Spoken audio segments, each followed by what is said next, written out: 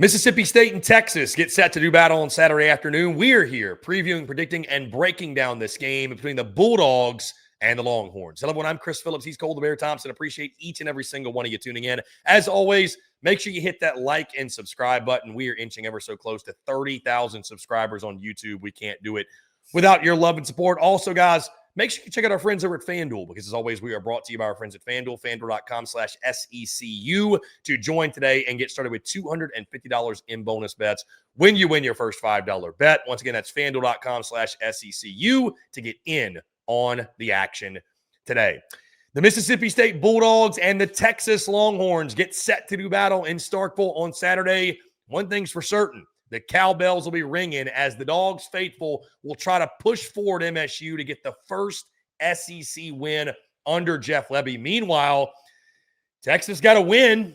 That's about all you can say about that trip to Lexington. The offense continues to sputter. Longhorn fans are looking around. They don't know what the heck's going on, and now you got to go back on the road again in this conference. It's Mississippi State. It's Texas.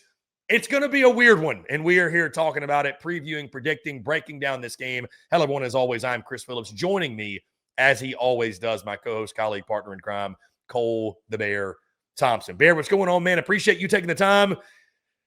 We got to break this one down, I guess. I don't know. It's just, this game has got some drunk potential to it. This game has got some wackiness potential to it. It's you got all kinds of stuff. I don't even know where to go from here, Bear. This is just going to be an awkward, strange, weird ball game.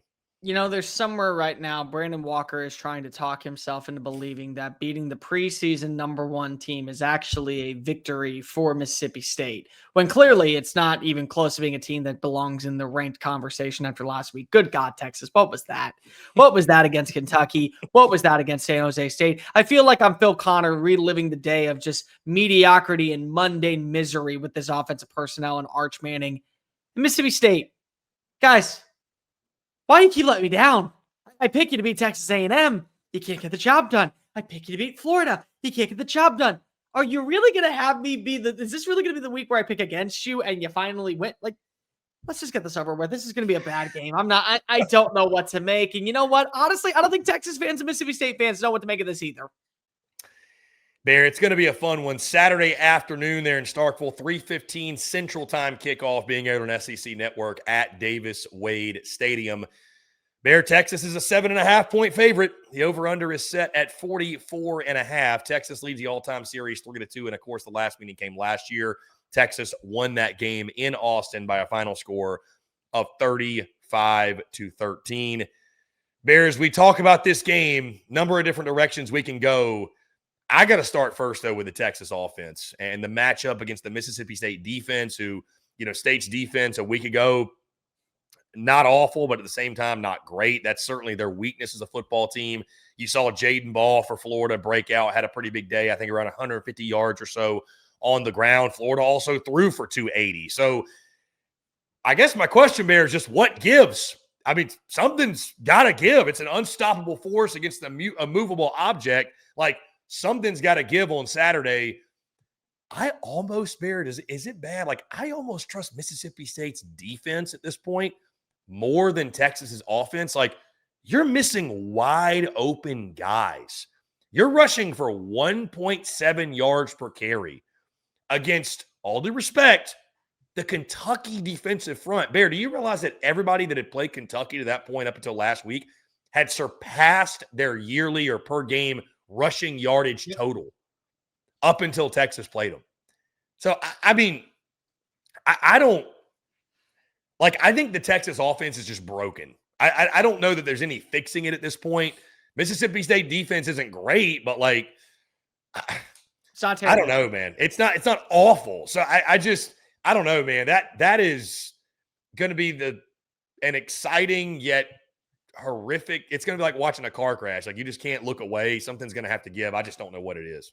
Here's the thing, though. Texas still has an elite defense, and that's really what this really comes down to, in my opinion. You got 11 tackles for loss. You got 5 sacks. We can talk about giving up over 340 yards of offense to Kentucky, and Cutter Boley looking like Arch Manning preseason week 1 mantra. But regardless, the problem is that when your offense is getting 3 and outs and you're still making this team stall and have turnover on downs and settling for field goals, and you're really only giving up one big time play. I mean, the largest play I think they gave up was a 22-yard strike to Kendrick Law. Everything else was in front of them. They gave up one rushing touchdown to Cutter Boley. I mean, like, that was it. That was the offense on the entire day. When it came to Kentucky, they just were able to convert on 3rd down, and they were able to keep the 1st down moving. This is still a great defense. They're number 3 in scoring. They're number 5 in total yards allowed. They're one of the best when it comes to the run. They're number 5 in the country. In pass defense downfield, they still are very potent. They're number 35 in the country. They're only allowing 189 passing yards per game. So this is going to be a major test for Blake Shapen. The thing is that you got Brennan Thompson at wide receiver and Anthony Evans. They're known for being speed demons that can win across the middle of the field. They can get the explosive plays. They had their opportunities against Florida. Both of them finished with a pretty overall sizable day of yards after contact. So you got to like that standpoint. And kind of the good news is Davin Booth was able to show you that he could be a lead back. But this is a game to where you don't need your rushing attack because the Texas defense kind of eliminates that. What they do struggle with at times, and it's not by much, but still, if you want to say a struggle, it's the passing game downfield. So this is one of those matchups where Fluff Bothwell and Davin Booth wouldn't be needed to be successful. This is one where Blake Shapen's going to have to be successful. And so we can talk about, we don't trust Texas's offense, but do you trust Texas's defense enough to get 2, 3, 4, 5, 6, 3-and-out drives to give the ball back and just get enough for field goals? I mean, Chris, this may be a 9-6 game, but 9-6 is still a win. You're still bowl eligible. You still have one loss in conference play.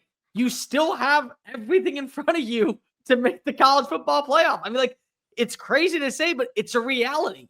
It's still something that could be possible for Texas because they have a defense that is, once again, being the backbone of this team and not being talked about enough in a prominent light. On the flip side of that, Bear, this Texas thing kind of feels like a ticking time bomb, does it not? Like, they're going to lose one that kind of breaks the back of this season. This is not a team that's going to win out, that's going to go 10-2. That you just can't. You can't play the way they're playing and do it. So the road trip to Athens speaks for itself. But I think Texas is going to get got by somebody else. It may be Jeff Lebby and Mississippi State, or it may not be. It might be the Aggies at the end of the season. It might be Arkansas when they come to Austin, right, with their offense and with Taylor Green, the wizard at quarterback. Somebody's going to get them. And I'm not saying like I'm seeking joy in that. I'm just saying, like, you keep playing offense like this, even with that defense, somebody is going to get you. Now, I will say this, Bear. I agree with you. This game, in a way, is going to come down to quarterback play and which quarterback doesn't make the back-breaking mistake. You know, we saw Blake Shapen in the Florida game throw a pretty bad interception there to seal the deal for Florida. Arch Manning I don't think he had a turnover in the Kentucky game, but he was brutal. I mean, just flat out was brutal. So which of these quarterbacks, quarterback play, it goes without saying how important it is, but my God, like, can one of these two dudes step up and actually go win a ball game? I mean, that's the big question I've got. Do you, if you are Mississippi State, turn more to Kamario Taylor? Is going to be a big question that I have. Let me explain. Kamario Taylor came in for, I believe, 9 snaps, and he had 5 carries, 13 yards, had the 6-yard touchdown run. Knowing that Texas is probably preparing all week for Blake Shapen and an offense that got 2 receivers over 100 receiving yards downfield, and they do have a good tight end, Seydou Traore, and they still can get some weapons out of the backfield with Davin Booth and Jordan Mosley, and Aiden Williams nearly had a touchdown. If you see that, do you maybe say, we're not benching Blake Shapen, but he's going to be our emergency quarterback and our dummy, and we're going to get Kamario Taylor some reps because we got to get some spark for this offense. And knowing that they're not going to turn to Matthew Caldwell and knowing that Arch is still going to be the guy until he gets hurt or until something inevitable happens to where you cannot play him again, you got to wonder, do you maybe throw in a curveball if you're Jeff Lebby just to guarantee you get a win? Because, again, we've talked about the growth of this Mississippi State team. They went 4-0 in non-conference play. They went 2-10 last year. So they doubled their win total. They're playing with house money at this point when it comes to what is going to be the outlook for 2026. He's not going to be fired. I mean, they knew it was going to be a long rebuild. I think that it's possible. But you are going to be on a little bit of a hot seat if you don't win a conference game this year. Because now we're talking about back-to-back years of going 0-16 in SEC play. At some point, you got to be able to win that game. This may be one of the more winnable ones, even with the great elite defense that Texas has, knowing that the cowbells can play a factor, knowing that you can make this offense basically obsolete, and all you need is just a little bit of a spark offensively on your end to be able to get the ball rolling. I would not be shocked if you just saw a few more plays of Kamario Taylor, number one, boot scooting and boogieing like Brooks and Dunn on a dance hall floor Saturday night, making a play or two that does just enough to be able to get them in the end zone. And it's a 7-0 lead going into the fourth quarter. That might be it. That might be all you need. A 7-0 lead. Good God. I guess that's the kind of game that we potentially have ahead of us. 16-13 against Kentucky. Kentucky was the 101st ranked defense. It was 16-13 in overtime. Texas had 8 first downs in that ball game. And they won the football game. And they won. Oh gosh. I mean, I guess as a Texas fan, all you can do is just really laugh at it. I mean, I don't know what other option I pray for Sandman's sanity at this point right now. Yeah. Ryan Niblett has been a positive. I think getting him, he's an X factor in this game. I think for Texas, you can get him going. He's kind of a bit of a spark plug for you. Bear, do you factor in the home crowd at all here? I think cowbells will be ringing.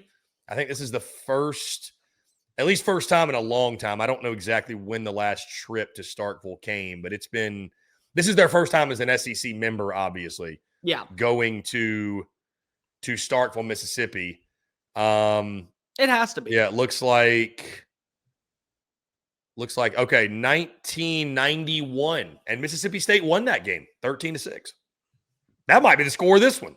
I said, are we going to see 1991 repeat itself? History might repeat itself. Yeah. No, I think that what you really need to see, you are right. The crowd atmosphere is going to be a big time deal. It's going to be really challenging. Cathedral of Chaos, Bear. Cathedral of Chaos. Cathedral of Chaos, man. I'll tell you what, that place. You hear it's like church bells that ring in your ear that give you bad memories and thought processes of what you were when you were a child. Don't think about it too long because then you'll be in pure hell. When I look currently for Texas, I will say if you want to win this game, it is going to come down to Arch. I think the passing attack, because you get to a level of where you are who you are as an offense running the football. That's just it. You may not like it. It may sound facetious. It may sound like that it's harsh constructive criticism. It's the reality. This is who you are as an offense. You can't run the football to save your life. So you got to turn to a second option. And in my opinion, the way to turn to a second option is making sure that your passing attack is being able to run.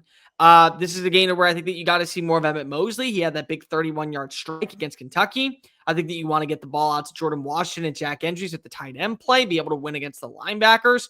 Ryan Wingo, you got to be able to step on up. I think if Texas is able to win through the air on third down conversions, they will win this football game. I think if not, this is going to be a game that Mississippi State's able to rattle them. And that crowd noise is going to put a rattle on to Arch Manning. And the crazy part is, and this is where really I think it's going to be a factor, you cannot afford to burn a timeout too early because of you can't hear the snap count. And it will get that loud. So the entire week, I do not want to see videos of Kenny Dillingham shaking cowbells for 2 or 3 people behind the quarterback. Like, you got to be having that played on the sound system. I've seen the sound system at the practice facility for Texas. You got to be playing the sounds of cowbells ringing for 4 hours every day for everyone to be prepared for what they're going to experience on Saturday. Bear, just before we get into our picks and predictions, I want to say this. I want to see both coaches really get in their bag, man. Sark's catching a lot of heat this week for the offensive play calling. He says he pushes back, says, hey, the reason I got hired here was I was a great offensive coordinator. Like, I'm not going to hire an OC. I am the OC. This is why I got hired. So there's a lot of Texas folks that are really annoyed by that. And Jeff Lebby, why was he hired at Mississippi State? Offensive prowess. He's an offensive guru. I'm curious to see which of these two coaches digs deeper in their bag and has just a better day calling plays, period. Who puts their team in a better position offensively to have success?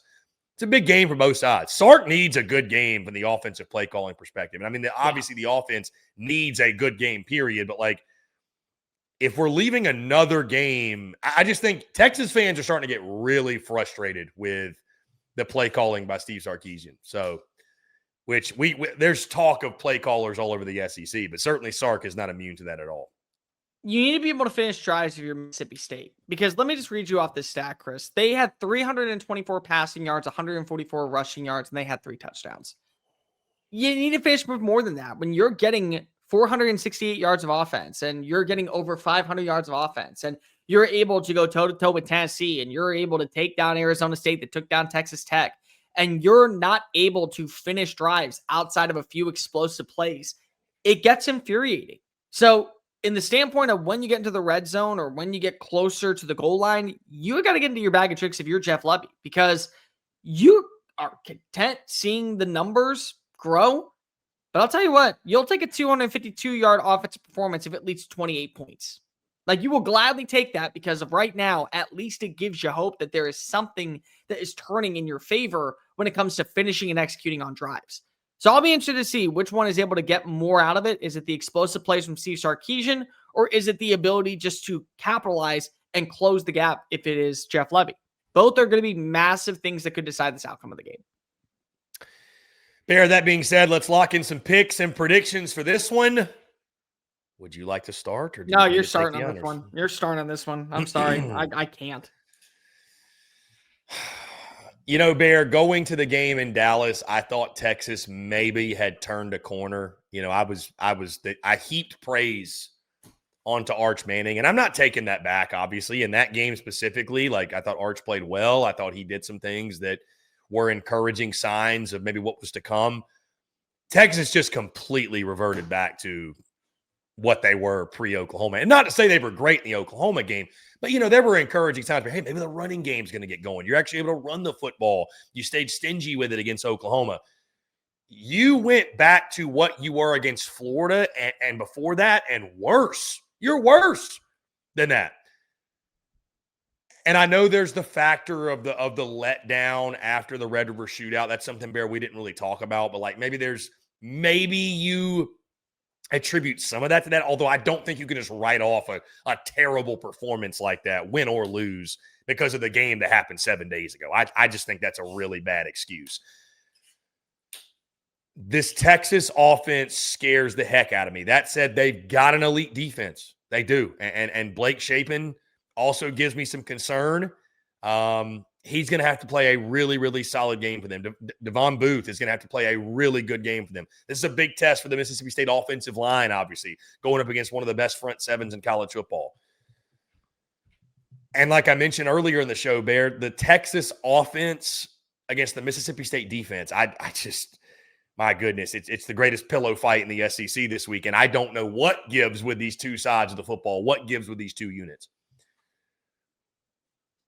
Jeff Lebby's got to get him one at some point, man. He's got to. He just has to.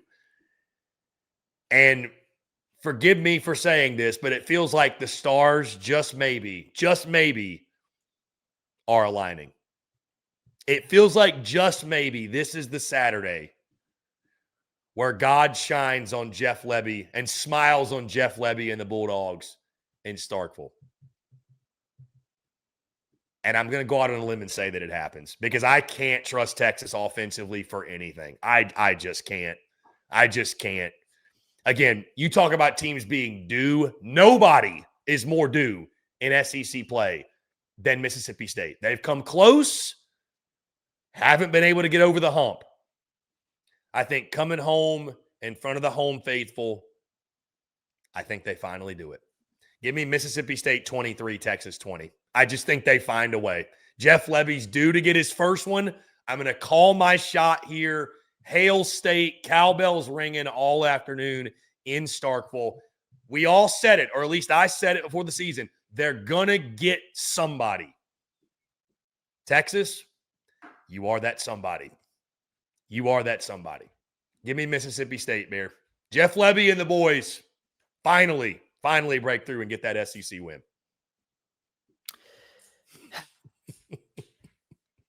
And hey, 20's being courteous to the Texas offense. I am being courteous saying you score 20 points. All right. Texas currently is number 80 in the country in total yards per game. They are number 73 in rushing yards per game. They are number 79 in passing yards per game. They are number 80 in scoring offense. They have allowed, they are 38.4% on third down conversions. That's 89th in the country. They currently are giving up, what is it? 24, they're giving up 24 plays per game. They are number 89 in the country when it comes to explosive plays. They are number 78 when it comes to sacks allowed, and they're number 91 when it comes to tackles for loss allowed. It is not good offense. It is a terrible offense. It is a downright dirty, disgusting, I can't look at it, car wreck, please pray for the children type of machine that currently resides in Austin. And I do not think it's going to get better. This offensive line is heinous. Wide receivers are not able to get open. Arch is missing them left and right. He is not being able to understand pressure concepts of when to be able to release the football. They are unable to run it efficiently. And when they get inside the red zone, they aren't able to do diddly squat. They really can't.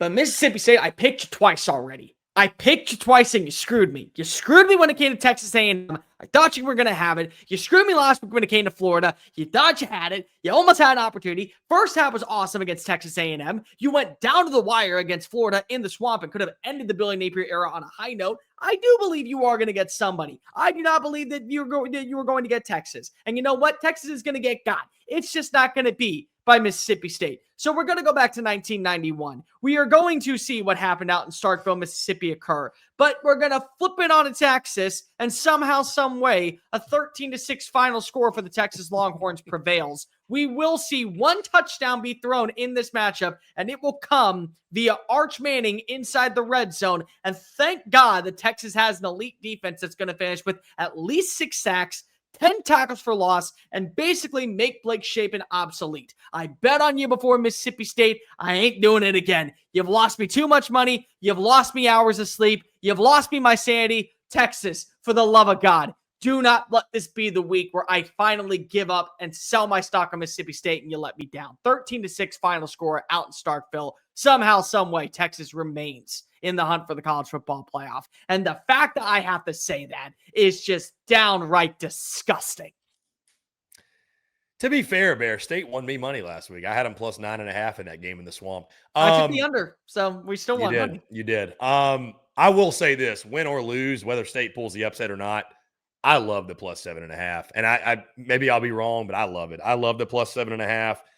I just don't think this offense going on the road into that cathedral of chaos. I think it's going to be a close game. I do.